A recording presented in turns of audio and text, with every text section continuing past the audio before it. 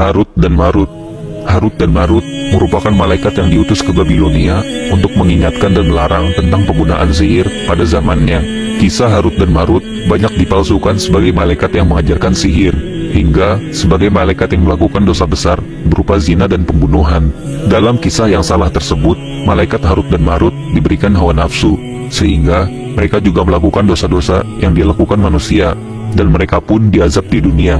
Namun, sejatinya, kisah malaikat Harut dan Marut tidaklah seperti itu.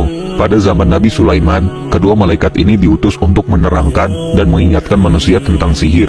Hal tersebut terjadi karena banyak manusia yang mendustakan mukjizat yang diberikan kepada Nabi Sulaiman sebagai sihir. Di sisi lain, banyak sekali praktik sihir yang dilakukan pada zaman tersebut. Orang-orang di zaman tersebut banyak yang bekerja sama dengan setan yang kerap mencuri dengar kabar dari langit.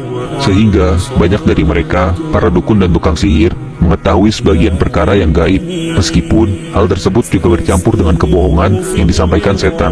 Kemudian, diutuslah malaikat Harut dan Marut untuk meluruskan apa yang terjadi. Mereka menerangkan seperti apa sihir yang sebenarnya, lalu apa perbedaan sihir dengan mukjizat yang dimiliki Nabi Sulaiman, hingga bahaya-bahaya tentang menggunakan sihir.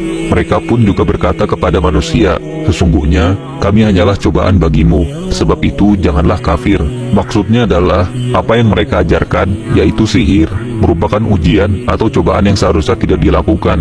Maka janganlah kafir dan membangkang. Tetapi bukannya menaati larangan yang diajarkan Harut dan Marut, manusia justru menyalahgunakan hal tersebut. Manusia di zaman itu malah mengamalkan sihir yang diterangkan Harut dan Marut, padahal seharusnya hal tersebut tidak boleh dilakukan karena merupakan perbuatan syirik.